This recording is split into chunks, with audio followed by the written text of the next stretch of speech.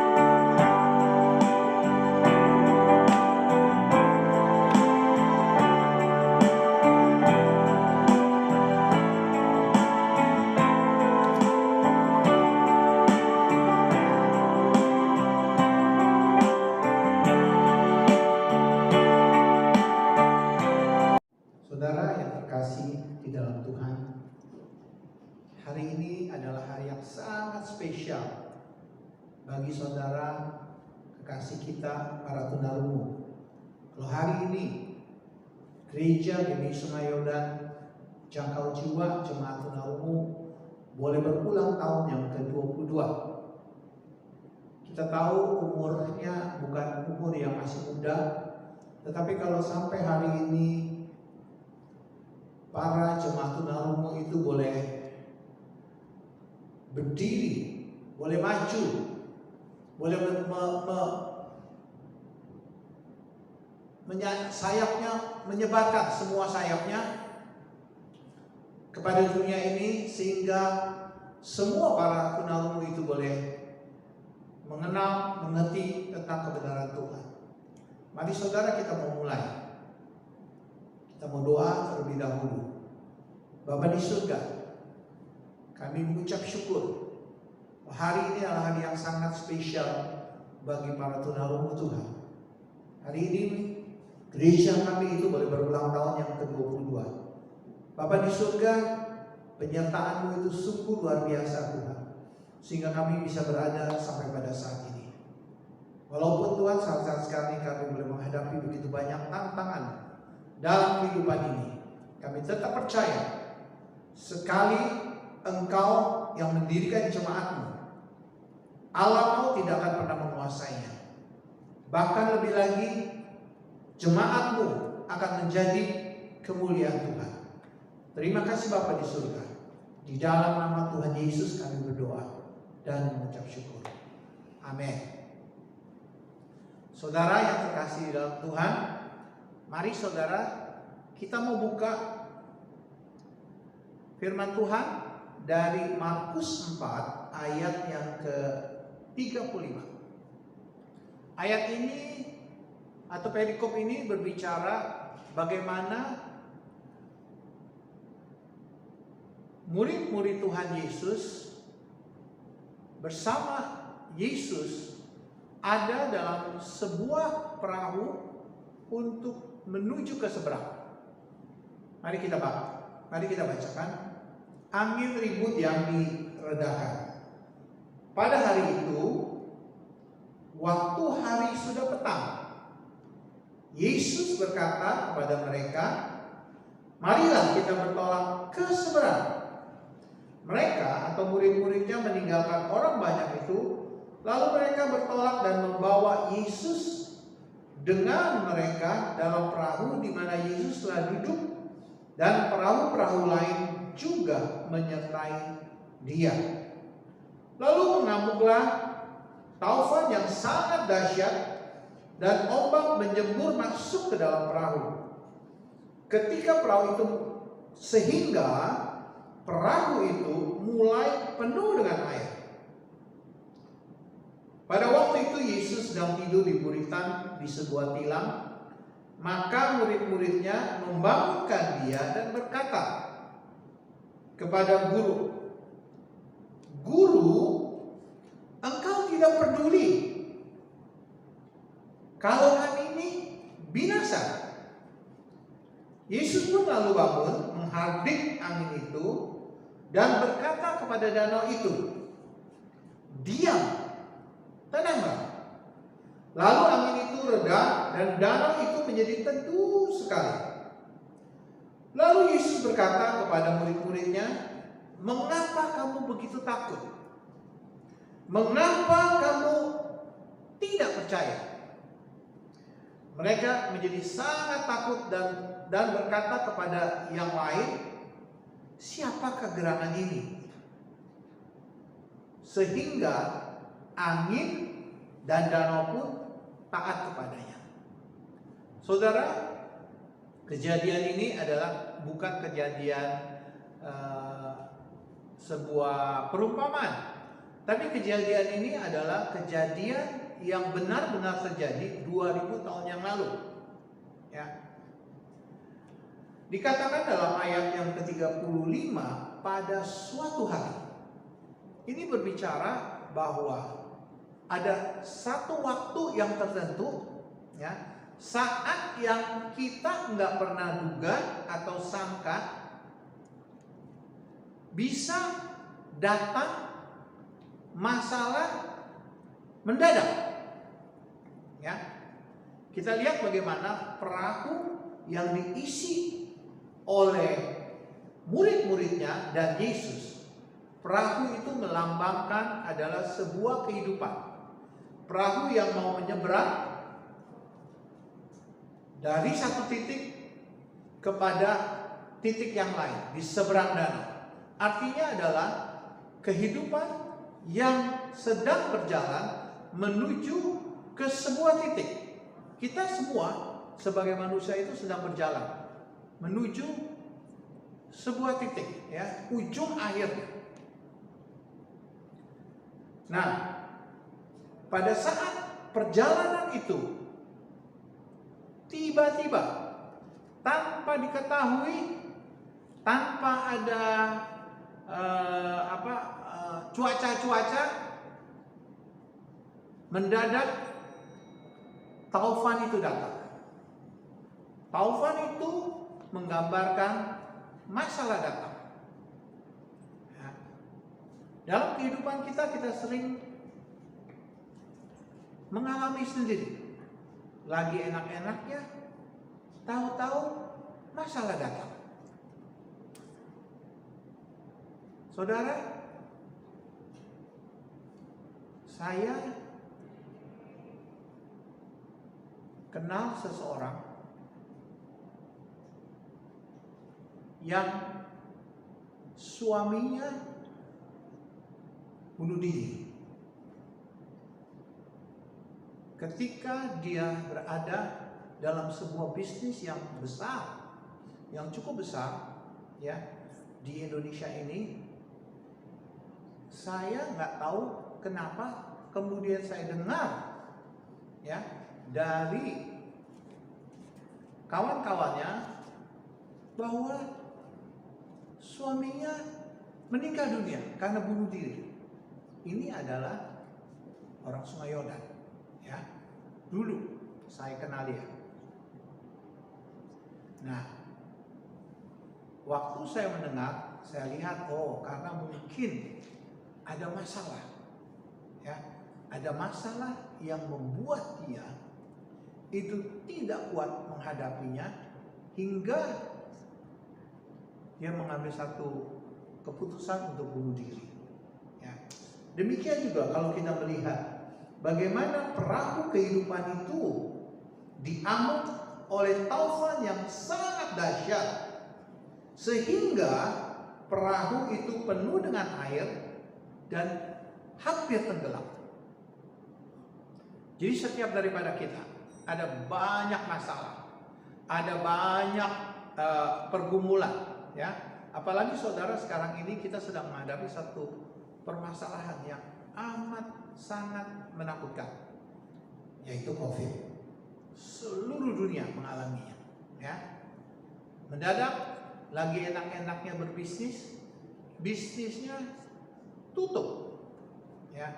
Berapa banyak bisnis yang tutup di mall? Berapa banyak orang-orang yang kena PHK? Lagi enak-enaknya mendadak PHK. Berapa banyak yang lagi enak-enaknya punya keluarga yang baik, mendadak salah satu keluarganya itu kena COVID dan meninggal dunia. Segala sesuatunya itu serba mendadak dan tidak kita ketahui.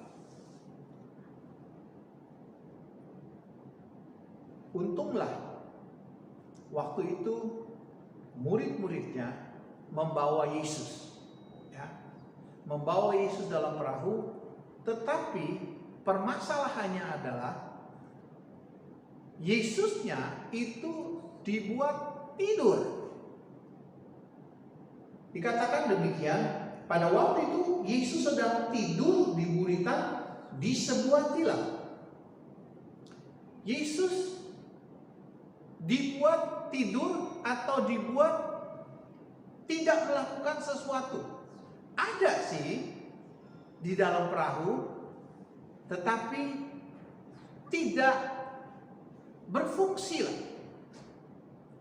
Demikian juga, saudara, kita semua juga orang-orang yang mengenal Tuhan, orang-orang yang percaya kepada Tuhan, yang sudah datang ke gereja, banyak daripada kita tahu tentang Tuhan,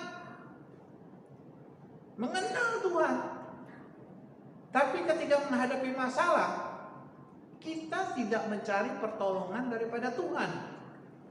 Kita memakai kekuatannya sendiri. Seperti murid-muridnya ini, ketika taufan itu datang, perahu itu sudah mau tenggelam, mereka cepat-cepat ambil mungkin ember untuk buang air. Tetapi karena begitu dahsyat, perahunya penuh dengan air dan hingga mau tenggelam. Biasanya manusia itu begitu. Ketika sudah kepepet, tidak ada jalan keluar, baru cari Tuhan. Nah, ini satu hal yang kita mesti pelajari, bahwa di dalam setiap kehidupan kita, jangan sampai sudah mau tenggelam baru cari Tuhan.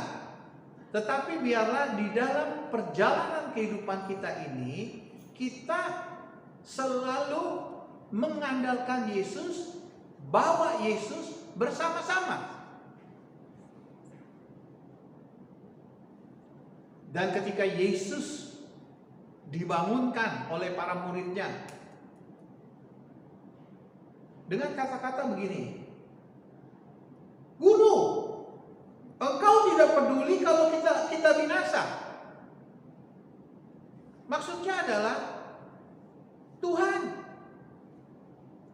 kamu kok nggak berbuat sesuatu? Kita ini semua udah mau tenggelam. Permasalahannya adalah murid-muridnya membiarkan Yesus tidur. Tapi puji Tuhan, di detik-detik terakhir mau tenggelam, Yesus dibangunkan, dan Yesus menolong mereka. Dan dikatakan Yesus pun bangun, lalu menghardik angin itu dan berkata kepada danau itu, "Diam, tenanglah." Maksudnya adalah permasalahan, pergumulan, taufan, badai. Yesus katakan, "Diam, tenanglah." Badai permasalahan itu bisa selesai. Kenapa? Karena Yesus kita ini bukan sembarang Yesus. Yesus ini adalah anak Allah yang turun dari sorga. Dia pemilik alam jagat semesta ini. Dan dia mampu melakukan segala sesuatu yang tidak bisa dilakukan oleh manusia. Di dalam ayat yang ke-41 dikatakan demikian, murid-muridnya ini menjadi sangat takut dan mereka berkata kepada yang lain, ketika badai itu berhenti, "Siapakah gerangan orang ini sehingga angin dan danau pun juga taat kepadanya?" Mereka baru tercelikat matanya bahwa apapun alam semesta itu juga tunduk di dalam nama Tuhan. Kalau alam semesta itu tunduk, apalagi masalahmu. Kita manusia nggak bisa menyelesaikan kalau ada yang namanya taufan, angin badai. Kita cuma pasal ya tinggal tunggu nasib. Tetapi Yesus berkuasa atas taufan dan atas masalah-masalah kita semua. Dan Yesus menenangkan. Saudara, ketika badai itu sudah tenang, danau itu sudah teduh, dua perkataan Yesus yang kita mesti pelajari. Ya. Yang pertama adalah,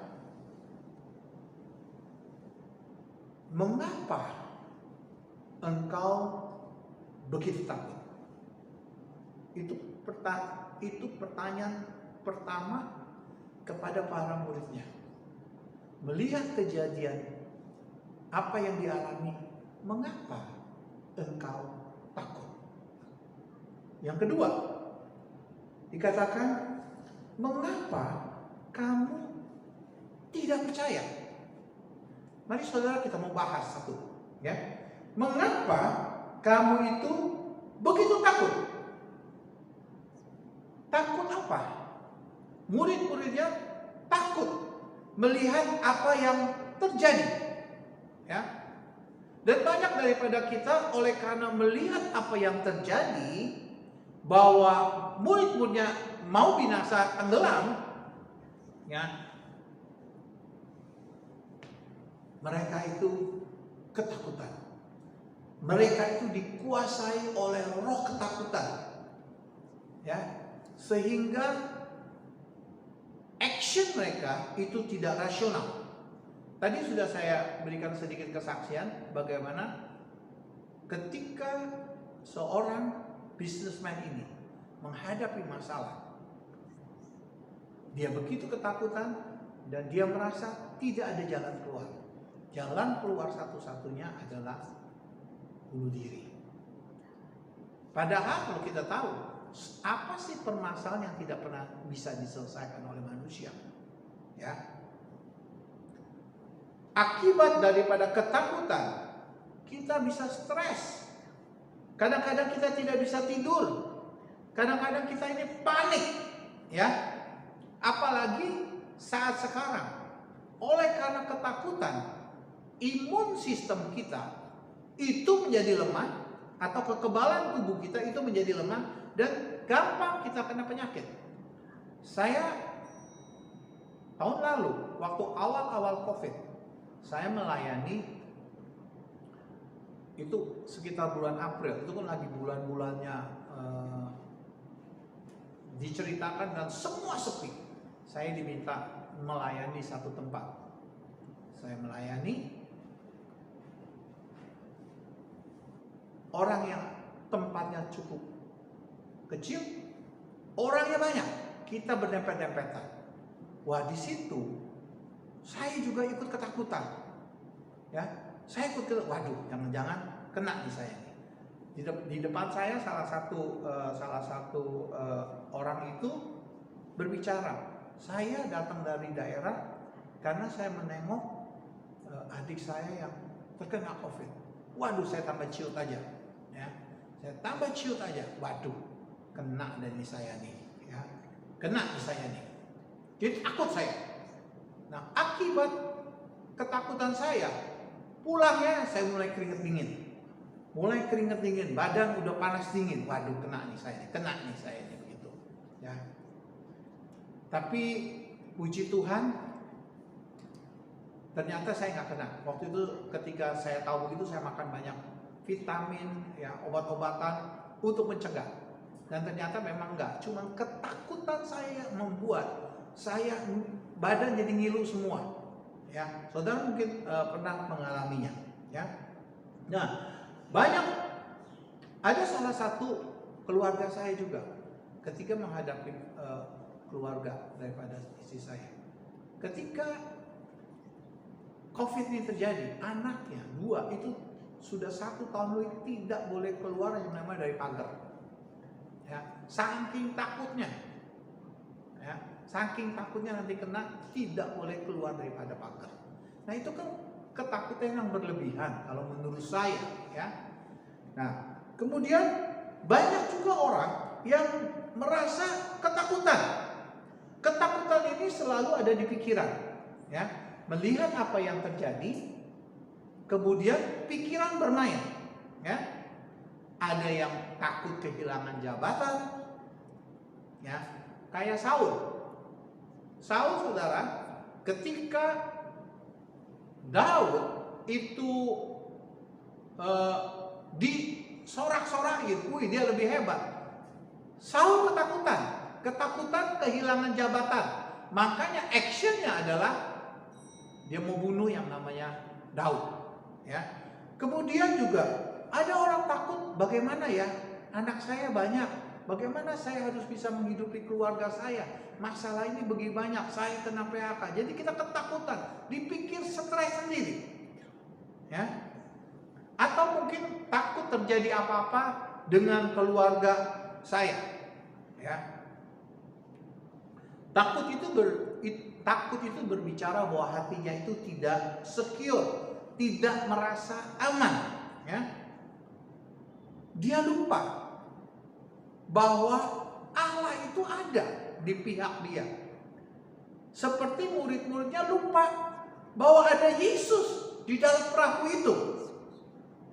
Ya. Bangsa Israel juga pernah mengalami ketakutan waktu dia masuk ya ke tanah Kanaan, melihat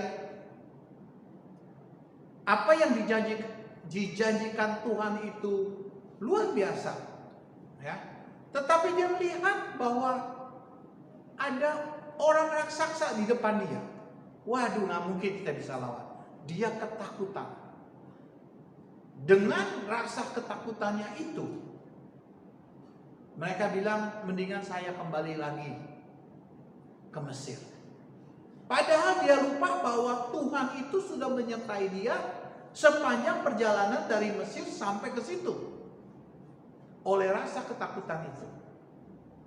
Saudara, jangan sampai kita punya rasa ketakutan atau dikuasai oleh ketakutan. Itu hal yang pertama. Hal yang kedua yang dikatakan bahwa mengapa kamu tidak percaya? Ini berbicara kenapa kau takut? Kenapa kau nggak percaya? Kan ada Tuhan, ada Yesus di samping. Kenapa kamu nggak percaya? Ya, Tuhan itu adalah penjaga kita. Tuhan itu adalah penjaga Israel. Mari kita mau buka sebentar dari Mazmur 121. Ya.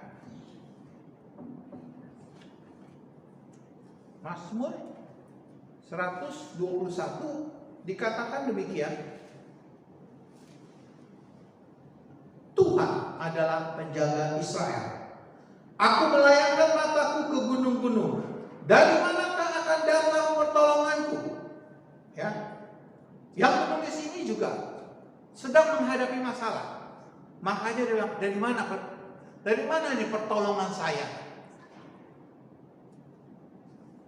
Ayat yang kedua, pertolonganku ialah dari Tuhan. Ini yang saudara harus mengerti. Bahwa pertolongan setiap daripada kita itu datangnya dari Tuhan. Yang menjadikan langit dan bumi. Tuhan kita bukan sembarang Tuhan. Tuhan kita adalah bukan Tuhan yang kecil. Tapi Tuhan kita adalah Dia pencipta langit dan bumi. Kalau Dia ciptakan langit dan bumi itu begitu luar biasa. Bagaimana masalahmu kan jadi kecil? Ya. Iya, Tuhan itu tidak akan membiarkan kakimu itu goyah. Penjagamu ini tidak terlelap. Penjagamu Tuhan ini nggak pernah tidur. 24 jam Dia mendengar kita. Sesungguhnya tidak terlelap dan tidak tertidur penjaga Israel. Siapa itu Israel? Israel itu adalah kita. Israel rohani. Jadi artinya sesungguhnya tidak terlelap dan tidak tertidur penjaganya kita semua. Tuhanlah yang menjadi penjagamu. Tuhanlah yang menjadi naunganmu. Di sebelah tangan kananmu. Artinya Tuhannya ada di sebelah kita. Tangan kanan kita. Matahari tidak akan menyakiti engkau pada waktu siang, ya, atau bulan pada waktu malam. Tuhan akan menjaga engkau terhadap segala kecelakaan. Ia akan menjaga nyawamu. Tuhan akan menjaga keluar masukmu dari sekarang sampai selama-lamanya. Saudara yang terkasih di dalam Tuhan, ini adalah janji daripada Tuhan sendiri. Tuhan berjanji kepada bangsa Israel, kepada kita semua, bahwa Dia akan menjaga engkau keluar dan masukmu, menjaga seluruh kehidupan. Makanya dikatakan ini, kenapa sih kamu gak percaya? Mari, setiap daripada kita tahu saat-saat sekarang ini masalah sedang banyak.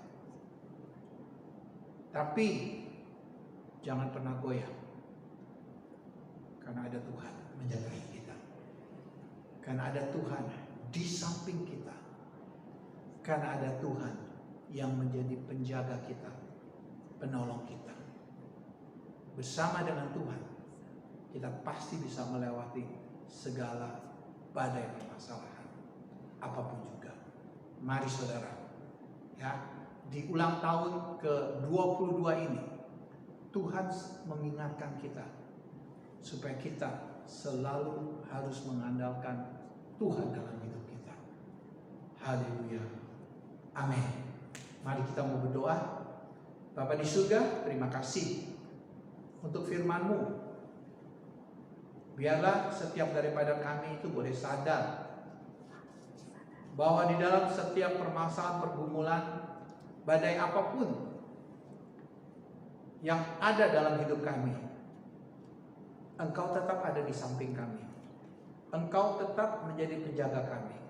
Dan kami sudah melihat Tuhan, bagaimana murid-murid-Mu Tuhan dilepaskan dari badai taufan yang begitu dahsyat Tuhan. Terima kasih Bapa, kami bersyukur. Dan biarlah jemaat-Mu ini semakin hari semakin lebih lagi mengerti bahwa ada Tuhan. Bersama dengan Tuhan mereka akan mendapatkan kemenangan. Terima kasih Bapa. Kami bersyukur kami punya Allah yang luar biasa. Terpujilah nama-Mu Bapa di surga. Terpujilah Engkau Tuhan Yesus. Terpujilah Engkau Roh Kudus yang menuntun kami, yang menyertai seluruh kehidupan kami. Di dalam nama Tuhan Yesus kami berdoa dan mengucap syukur. Amin. Amin.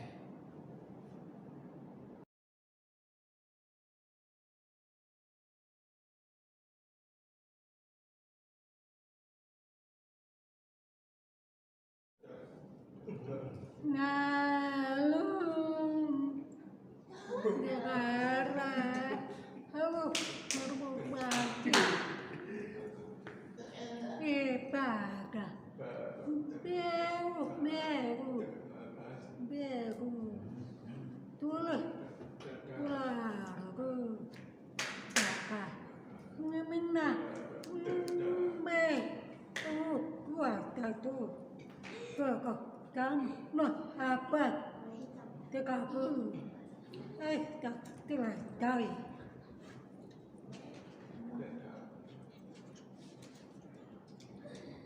terbakati pada papa pelita diatur ada permah Tuhan iya kita hari ini ibadah tularu wah berkati terbakati pada ibu perjalanan baca baca cara baca dua lebih lagi kali melayang tularu dua berkati berkata ibadah biaru toleh tularu daga minna umbe wargo tuanta tu apa pelita pita ke pepe portia ibu meke pedala ba ada usul tua tularu rabu ta minna umbe wargo tuanta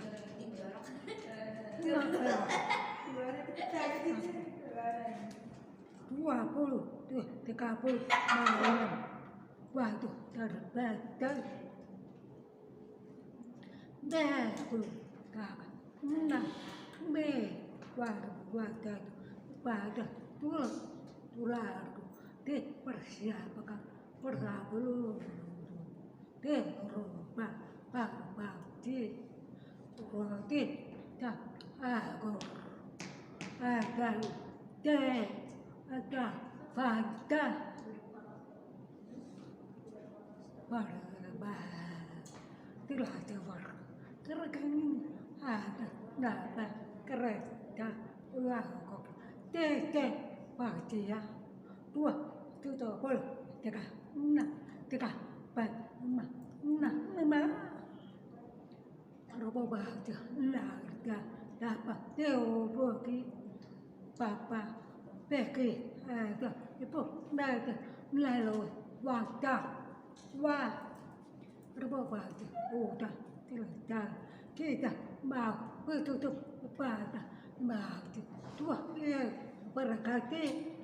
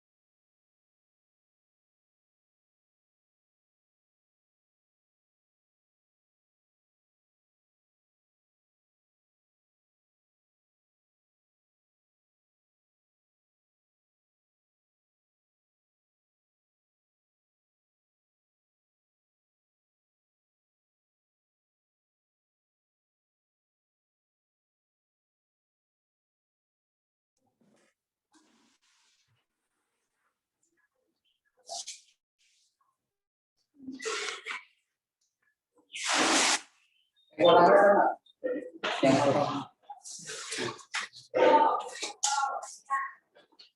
laku nggak ya? Hah? Laku nggak ya? Aku tapi orang nggak pernah lihat sih kirain bukan gue. Saya bukan duit ya. Nggak, bukan gue. Cuman suka hitung kadang-kadang tanggung sih. Jadi 4,5. 150. Bingung kalau gitu. ya bingung kan.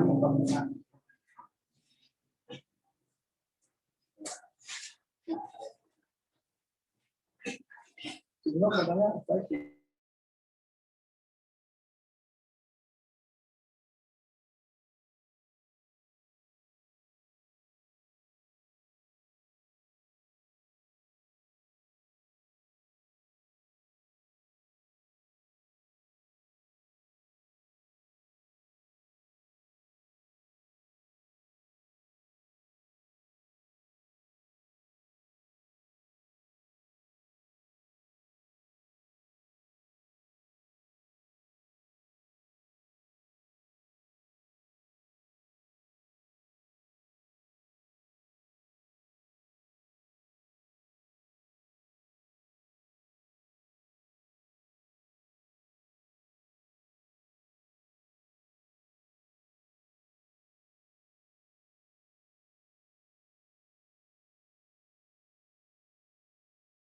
Shalom kepada seluruh jemaat tunarungu, baik yang onsite maupun yang ada di rumah.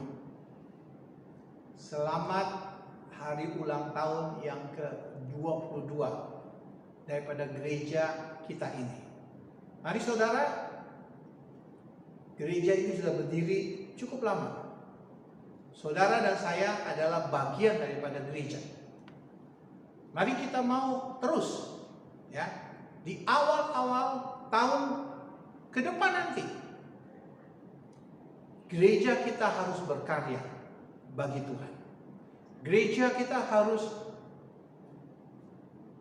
memberitakan tentang Tuhan. Saudara, ada dua visi dan misi yang saudara harus mengerti.